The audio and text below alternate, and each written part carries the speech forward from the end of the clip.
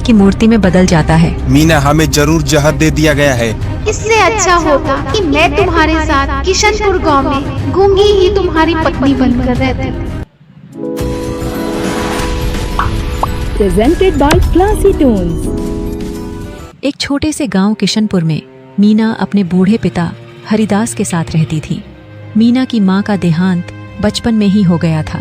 वह जन्म से ही गूंगी थी। पड़ोस में रहने वाले संतू को मीना से बहुत ही लगाव था। वे दोनों बचपन से साथ में खेलते हुए बड़े हुए थे। मीना, बगल वाले राज्य के महाराज भान सिंह एक मंदिर का निर्माण करवा रहे हैं। उन्हें अपनी प्यास बुझाने के लिए लोटे में रखा सारा जल पी गई। सुंदरी, चुपचाप हमारे साथ चलो, वरना तुम्हारी खैर नहीं। नहीं, अरे मेरे मुंह से आवाज कैसे निकल आई? मैं तो बिल्कुल गूंगी थी। मीना बाहर आई तो देखी विशाल राक्षस जमीन पर मरा पड़ा था। महाराज, अभी खबर मिली है कि एक लड़की के घोड़े ने उस विशाल राक्षस को मार दिया। मीना ने इतना बोला ही था कि मंत्री तैयारी कर रही हो, कहाँ जा रही हो? मीना ने इशारों में ही बता दिया कि वह अपने पिता के दोस्त के गांव बसंतपुर जा रही है। क्या तुम यहाँ नहीं रह सकती मीना? हमारे साथ मैं तुम्हें किसी भी प्रकार का दुख नहीं होने दूंगा। ठीक है, जब तुम जाना ही चाहती हो तो जाओ, मगर मुझे विश्वास है कि मेरा प्रेम तुम्हें अवश्य ही एक दिन मेरे पास लाएगा। यदि तुम कहो तो मैं तुम्हारे साथ बसंतपुर चलूं और तुम्हें छोड़कर वापस आ जाऊंगा। मीना ने इशारों में सिर हिलाकर मना कर दिया और इशारों में बता दी कि वह अकेले ही चली जाएगी।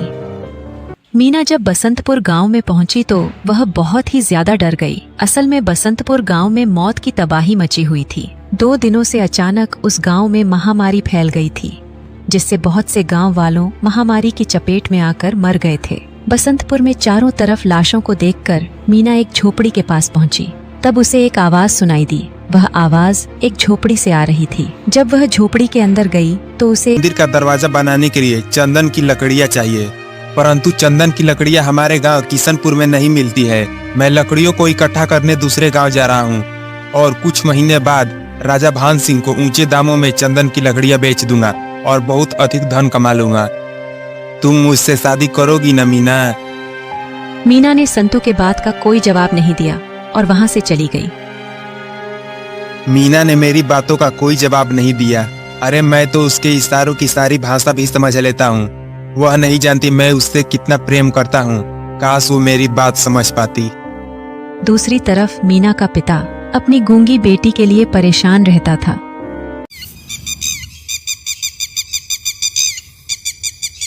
एक दिन की बात है, हरिदास जब अपने खेतों से काम करके वापस लौटा तो उसकी तबीयत बहुत ही ज्यादा खराब हो गई। जब मीना ने देखा कि उसके पिता की तबीयत ज्यादा खराब है तो वह जल्दी से संतू को बुलाकर लाई। संतू जल्दी से वैद्य को बुलाकर लाता है, परंतु वैद्य के द्वारा दी गई दवाई हरिदास पर कोई खास असर नहीं करती है। आखिर एक दिन हरिदास ने मीना को बुलाकर कहा, बेटी, अब मैं बचूंगा नहीं। मैं तो चाहता था कि तेरी शादी कर दूं, फिर चैन से मरूं, मगर मेरे मन की बात मेरे मन में ही रह जाएगी। पर बेटी, तू घबराना मत। हमारे पास वाले गांव बसंतपुर में मेरा दोस्त तांत्रिक शंभुनाथ रहता है। तू वहां जाकर उससे मिलना और उसे यह पत्र दे देना। वह तेरे लिए कोई अच्छा लड़का देख तेरी विवाह करवा देगा।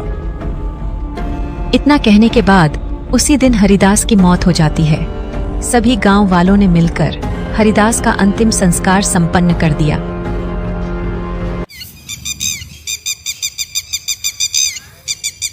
अगले दिन जब संतू मीना के घर आया तब उसने देखा कि मीना अपना सामान एक पोटली में बांध रही है। वह समझ गया कि मीना कहीं जाने की तैयारी कर रही है। अरे तुम तो कहीं जाने की तैयारी। बूढ़ा आदमी लेटा हुआ दिखाई दिया। बेटी, तुम कौन हो? जल्दी से इस गांव को छोड़कर बाहर चली जाओ, नहीं तो तुम भी मारी जाओगी। बेटी, मैं तांत्रिक शंभुनाथ हूँ। मैं पहले जादू दिखाया करता था, पर आज इस महामारी की चपेट में आकर मौत का इंतजार कर रहा हूँ। बेटी, वो सामने लोटे में रखा जल मेरे मुंह में डाल दो।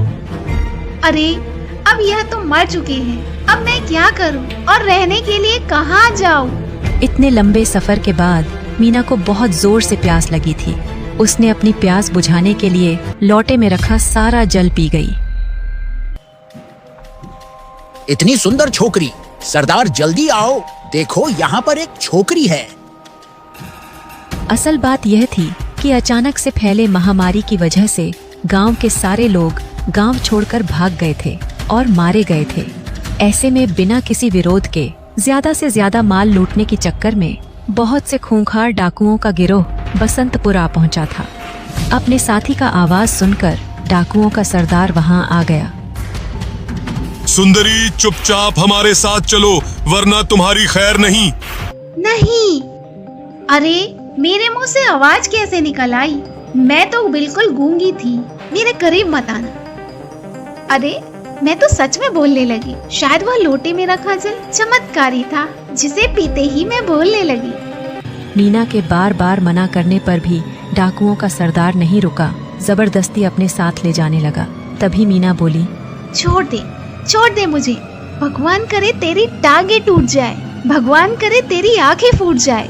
उसके इतना बोलते ही वह लंगड़ा हो गया और उसके आंखों की रोशनी भी चली गई। मीना को यह नहीं पता था कि वह जो भी बोल रही है वह सच हो रहा है। हाय, मैं अंधा हो गया, मुझे कुछ नहीं दिखाई दे रहा, मेरी टांगे भी टूट गईं। साथियों, इस झोपड़ी में जो लड़की है वह मुझे कोई डायन या मायावनी लगती है। उसने बोला कि सरदार की टांगे टूट जाए तो सरदार लंगड़ा हो गया। उसने बोला सरदार की आंख फूट जाए तो सरदार की आंखों की रोशनी चली गई। हम सबकी भलाई इसी में है कि जल्दी से इस गांव को छोड़कर भाग चलते हैं। देवी, मुझे माफ कर दो, मुझे अकेले इस गांव में छोड़कर मत जाओ, मैं मरना नहीं चाहता हूँ। पर मैं तुम्हें अपने साथ कैसे ले जा सकती हूँ? तुम तो ना चल सकते हो, ना देख सकते हो। मुझे इस गांव से बाहर निकलने के लिए घोड़े चाहिए। अगर तुम घोड़ा रहते तो मैं तुमको अपने साथ ले चलती। मीना के इतना कहते हैं डाकुओं का सरदार घोड़ा में बदल जाता है। शाम होते होते वह एक दूसरे गांव में पहुंच गई। उस गांव में चारों तरफ सन्नाटा छाया हुआ था। ऐसा लगता था उस गांव में कोई नहीं है। इतना सारा घर है परंतु कोई भी दिखाई नहीं दे रहा है। रात में सफर करना अच्छा नहीं होगा। आज रात के लिए किसी के घर रुक जाती हूँ। यह सोचकर उसने एक घर का दरवाजा खटखटाया। बेटी, कौन हो तुम? मैं एक परदेसी हूँ। मुझे आज रात आपके घर में शरण चाहिए। मैं कल सुबह होते ही यहाँ से चले जाऊंगी।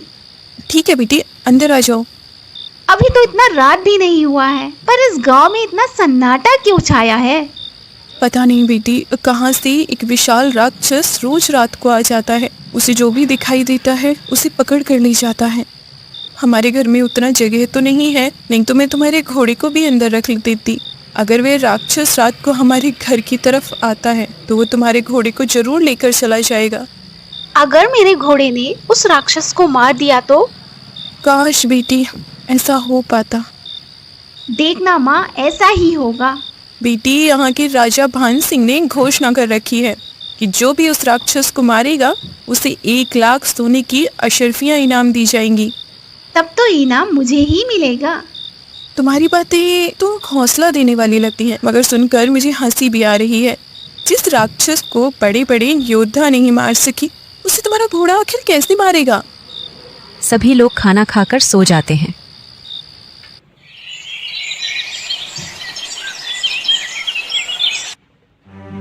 सुबह के समय जब मीना की नींद खुली तब उसे बहुत शोर सुनाई दे रहा था। बेटी, ये तो कमाल हो गया। तुम्हारे घोड़े ने सचमुच उस राक्षस को मार दिया है।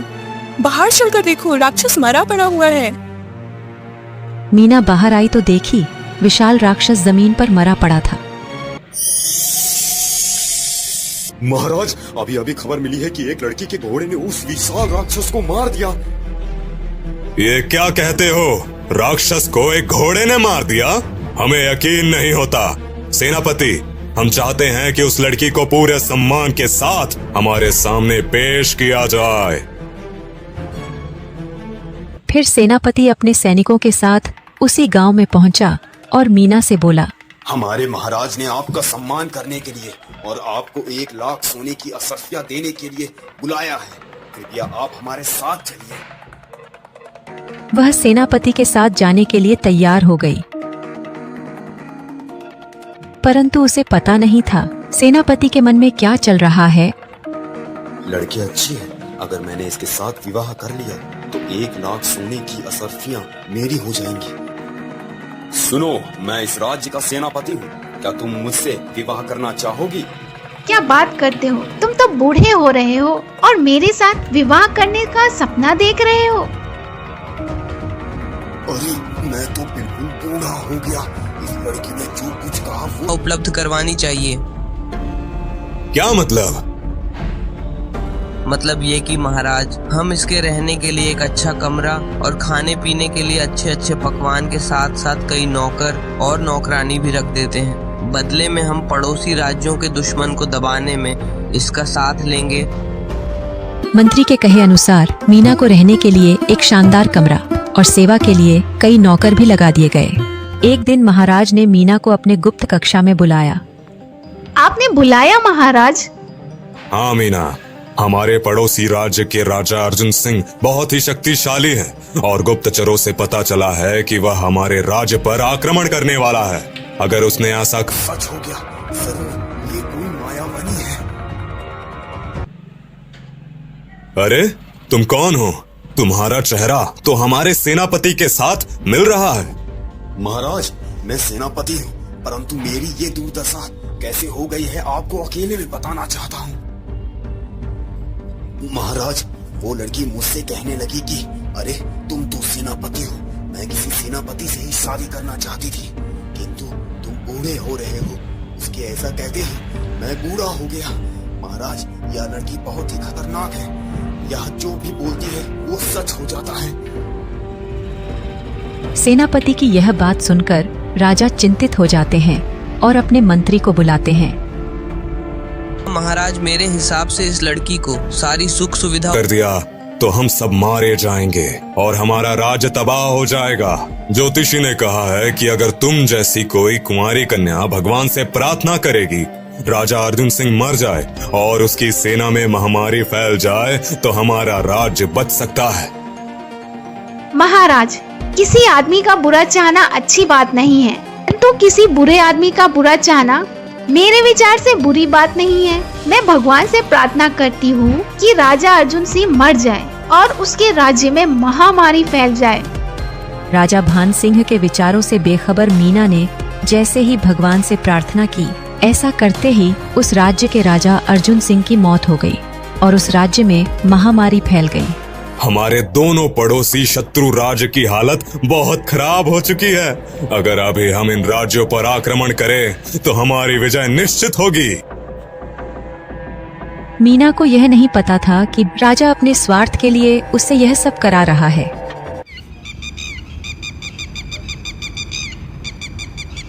कुछ दिन बीतने के बाद, सारा सुख मिलने के बाद भी मीना संतुष्ट नहीं थी।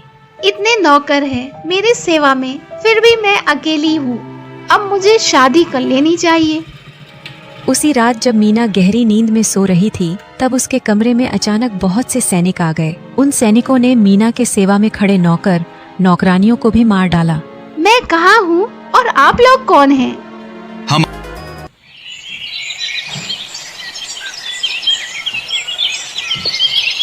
कुछ दिन बीतने के बाद राजा ने मीना को फिर से गुप्त कक्षा में बुलाया और बोला, हमारे पड़ोस के राज्य के ज्वालापुर की जनता पानी के अभाव में मर रही है।